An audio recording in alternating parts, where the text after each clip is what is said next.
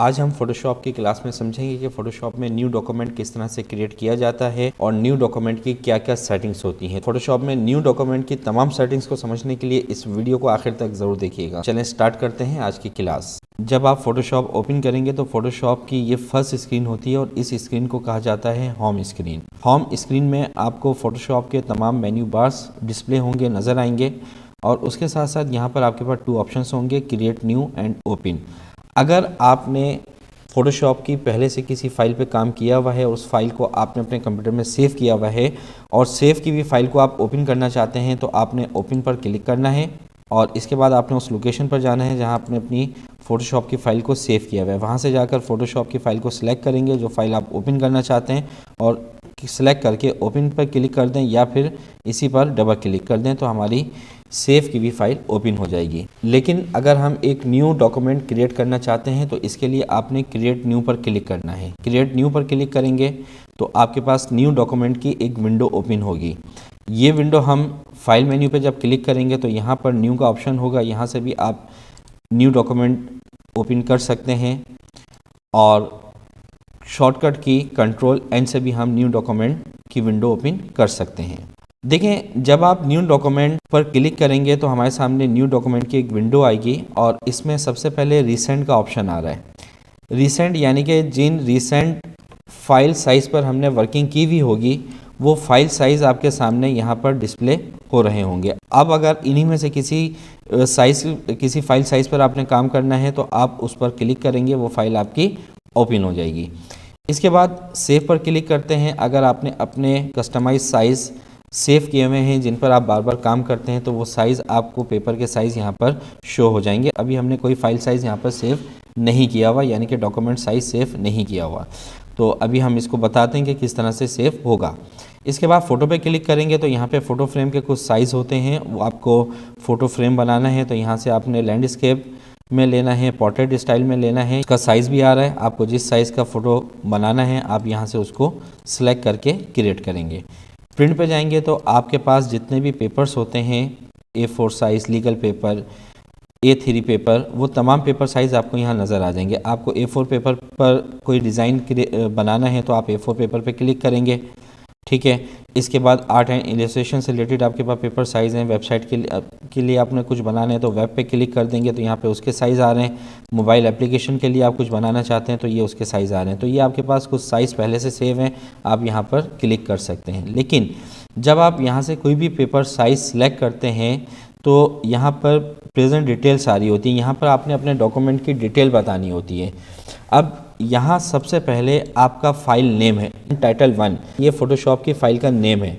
जब आप एक न्यू डॉक्यूमेंट ओपन करते हैं तो डिफ़ॉल्ट आपके सामने अनटाइटल 1 नेम आ रहा होता है। यहाँ पर हम अपना नाम टाइप कर देंगे तो अब इस नाम से ये फ़ाइल सेव होगी। इसके बाद आप डिफ़ॉल्ट लेटर पेपर पे काम करना चाहते हैं तो इसकी विड्थ और हाइट ये है। लेकिन अगर आपको कस्टमाइज साइज़ पर काम करना है, यानी कि आपने एक पेनाफ्लेक्स बनाना है 6x4 का, तो आप यहाँ पर विड्थ उसकी 6 और हाइट उसकी 4 टाइप कर देंगे तो ये आपका कस्टमाइज साइज़ हो जाएगा। अब यहाँ पर आप साइज़ के मेजरमेंट अगर देखें तो आपको डिफरेंट यूनिट्स मिल रहे हैं, पिक्सल्स हैं, इंचेस है, सेंटीमीटर्स हैं, मिलीमीटर्स हैं, पॉइंट्स हैं, पिकास है। अब अगर मैं आपसे ये कहूँ कि हमें इस एक डोर का या एक वॉल के ऊपर हमने पेनाफ्लेक्स बनाना है तो उसका मुझे साइज़ बताएं क्या है, तो आप उसका साइज़ लेने के लिए या तो इंचेस रूलर का इस्तेमाल करेंगे या सेंटीमीटर या मिलीमीटर्स, क्योंकि ये 3 स्केल्स हमारे पास घरों पर हमारे बैग में मौजूद होता है। लेकिन हमारे पास पिक्सल्स का कोई स्केल नहीं है, मिलीमीटर्स का कोई स्केल नहीं है, पॉइंट्स का कोई स्केल नहीं है। तो आपने इंचेस, सेंटीमीटर्स या मिलीमीटर्स पर अपना साइज़ ले लेना है। उसके बाद आप पिक्सल्स पे उसको कन्वर्ट करना चाहते हैं तो पिक्सल्स पे कर लें। लेकिन एक बात याद रखिएगा, अगर आप स्क्रीन के लिए कोई अपना डॉक्यूमेंट बना रहे हैं तो आपने यहाँ पर पिक्सल पर ही यूनिट को सिलेक्ट करना है ताकि वो उसी रेजोल्यूशन के हिसाब से आपके डॉक्यूमेंट को सेव करे। और इसके अलावा आपने प्रिंट करना है तो आप इंचेस, सेंटीमीटर्स जिस पे भी रखना चाहते हैं वो आप रख सकते हैं, उसमें कोई प्रॉब्लम नहीं है। देखें, आपने एक साइज़ लिया इंचेस में 6x4 का, वो आपने यहाँ पे इंटर कर दिया। अब इसको आप पिक्सल्स में कन्वर्ट करना चाहते हैं तो यहाँ से आपने क्लिक करके पिक्सल्स पे सिलेक्ट किया तो यह पिक्सल्स में ऑटोमेटिकली कन्वर्ट हो गया।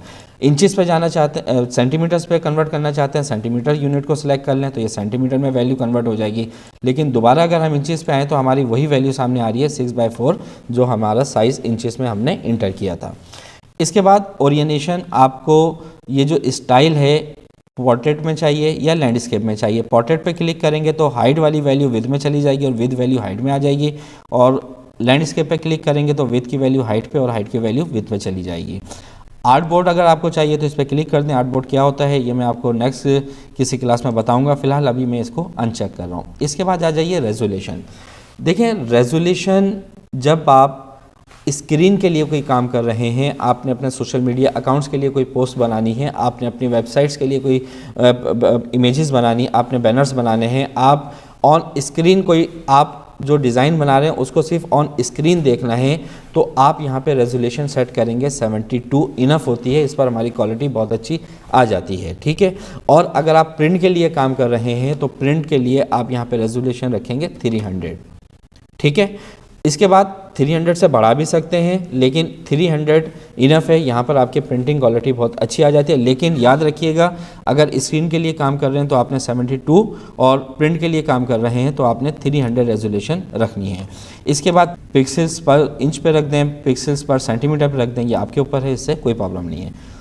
कलर मोड आप क्या रखना चाहते हैं, bitmap, grey scale, RGB, CMYK, lab colour, तो ये आपको मैं इससे पहले वाली क्लास में बता चुका हूँ। अगर आपने RGB और CMYK वाली क्लास नहीं देखी है तो उसको देख लीजिएगा, इसका लिंक ऊपर आपके सामने आ रहा होगा, इस पर क्लिक करेंगे तो इस क्लास को कंप्लीट वॉच कर लीजिएगा, ठीक है। तो यहाँ पे शॉर्ट दोबारा बता देता हूँ। अगर आप स्क्रीन के लिए काम कर रहे हैं तो आपने RGB मोड को सिलेक्ट करना है, और अगर आप प्रिंट के लिए काम कर रहे हैं तो आपने CMYK को सिलेक्ट करना है। इसके बाद बिट आप क्या रखना चाहते हैं, कोई प्रॉब्लम नहीं है, 16 बिट पर रख दें, 8 बिट पर रख दें, उसका कोई प्रॉब्लम नहीं है, कोई इशू नहीं है। बैकग्राउंड कंटेंट आप वाइट रखना चाहते हैं, ब्लैक रखना चाहते हैं, बैकग्राउंड कलर रखना चाहते हैं, ट्रांसपेरेंट रखना चाहते हैं, फिलहाल हम यहाँ से इसको वाइट ही रखना चाहते हैं। और इसके बाद देखें यहाँ पर कलर प्रोफाइल और पिक्सल एस्पेक्ट रेशियो जो है ये डिफ़ॉल्ट होता है, इसको आपने नहीं छेड़ना है। तो ये एक हमने कस्टमाइज़ अपना डॉक्यूमेंट ले लिया है, ठीक है। अब आप इसको सेव करना चाहते हैं तो ये देखें यहाँ पे सेव का ऑप्शन आ रहा है, सेव पर क्लिक करेंगे। इसके बाद इसको आप क्या नेम देना चाहते हैं, 6/4 का हमने ये साइज़ लिया था, और इसको सेव करवा दें। तो अब ये आपके सेव ऑप्शन में देखें ये शो हो जाएगा, ठीक है। अब दोबारा अगर आपको कभी भी इस साइज़ के ऊपर काम करना होगा तो कंप्लीट आपको दोबारा साइज़ लेने की ज़रूरत नहीं है, सेटिंग्स डॉक्यूमेंट्स की करने की ज़रूरत नहीं है, बल्कि आपने यहाँ पर क्लिक करके क्रिएट पर कर देना है तो वो आपका डॉक्यूमेंट क्रिएट हो जाएगा। और अब हम यहाँ पर क्रिएट करेंगे तो ये देखें हमारा एक न्यू डॉक्यूमेंट क्रिएट हो चुका है। तो उम्मीद करता हूँ कि न्यू डॉक्यूमेंट किस तरह से हम क्रिएट करते हैं, उसकी क्या क्या सेटिंग्स होती हैं, आपको समझ में आ गया होगा। मिलते हैं नेक्स्ट वीडियो में, जब तक के लिए अपना बहुत ज़्यादा ख्याल रखिएगा। अल्लाह हाफिज़।